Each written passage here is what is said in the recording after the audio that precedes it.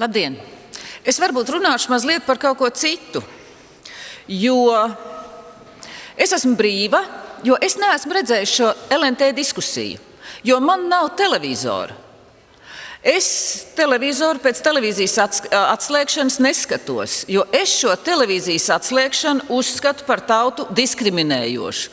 Un man nav dekodera, un man nav televīzijas. Un ar to, cienījamie deputāti kandidāti, jums ir jārēķinās, jo vismaz puse no tātad jūsu ēterā veltītās informācijas aizies garām, jo es domāju, ka es neesmu vienīgā, kas šo televīzijas tātad uzspiesto akciju ignorēs, un es to darīšu tik ilgi, es nezinu, kamēr man uzdāvinās Ziemassvētkos, piemēram, kāds šo dekoderu. Un tad es vēl padomāšu, vai viņi lietot, jo es esmu ārkārtīgi apvainosies, jo to nedrīkstēja darīt šajā situācijā, kad principā mums ir krīze, un kad tautai šie 40 lati ģimenei ir ārkārtīgi varbūt nozīmīgs naudas apjoms.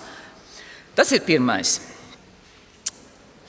Otrkārt, vai mēs ko izdarīsim, ja mēs katrs mēs kaut ko varēsim izdarīt bez noliegumiem. Mēs kaut ko varēsim izdarīt tad, ja mēs katrs apzināsimies savu spēku un savu vērtību. Mēs dzīvojam sarežģītā laikā, notiek globalizācija, un mums ir jāsaprot, kas mēs esam, un mums jāsaprot ir sava vērtība. Mēs esam tātad Latvijā, brīnišķīgā zemē, mums ir ļoti skaista zeme. Rīgu mēs mēdzam saukt par mazo Parīzi. Mums ir Kurzemes Šveice, tagad ir arī Vidzemes Šveice. Bet nevis Abavas ielai vai Gaujas ielai, ar ko mēs varētu lepoties un varbūt lūgt Šveicē kādu rajonu nosaukt šajā vārdā. Kāpēc mēs gribam būt tā kā visi? Kāpēc mēs nemeklējam, mēs it kā kautrējamies pat no sevis, no kaut kādām savām vērtībām, no savām lietām. Mēs ļoti viegli adaptējam dažādus citas tradīcijas. Mēs ar prieku svinam Halovīnu un nevis Mārtiņus, mēs svinam Valentīnu dienu, nevis meteņus. Bet kas tad mēs īsti esam? Mēs dzīvojam tālajā ziemeļnostūrī Eiropā. Mēs esam province. Mēs esam province. Un tā ir mūsu vērtība, tā ir mūsu īpatnība. Jo kas tad gal galā ir tautas identitāte? Tautas identitāte ir šo īpatnību kopums, kas atšķir mūs no citām tautām. Kādēļ mēs viņu nepietiekami kopjam? Un no tā arī veidojas mūsu tautas pašapziņa un pašlepnums, kas katrā gadījumā, un tautas spēks, kas katrā gadījumā ir ārkārtīgi svarīgs un vajadzīgs.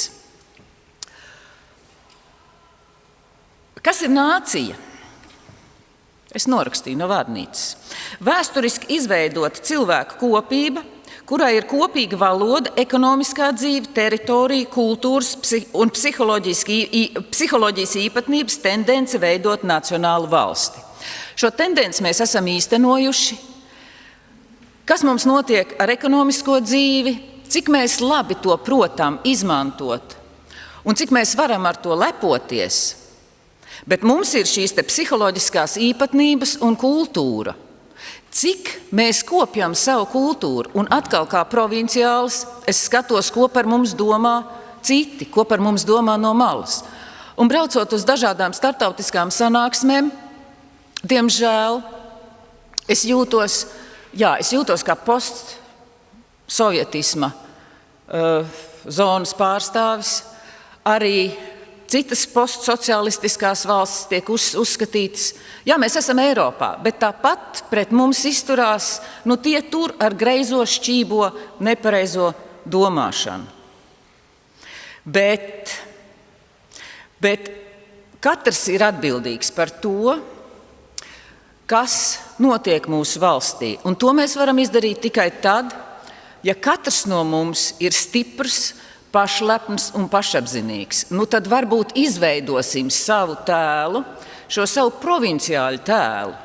Kā piemēram igauņi lēnā puiša tēlu ļoti veiksmīgi eksponē, tad mums var būt šis provinciālis, jo mēs esam pa vidu, mēs esam pa vidu Baltijā starp Igauņiem un Lietuviešiem. Mēs īsti ne ar vienu, ne ar otru nedraudzējamies. Mēs esam savrupi, jā, mēs dzīvojam šajās viensētās, mums ir savas rakstura īpatnības un mums ir savas īpatnējas reakcijas uz dažādām lietām.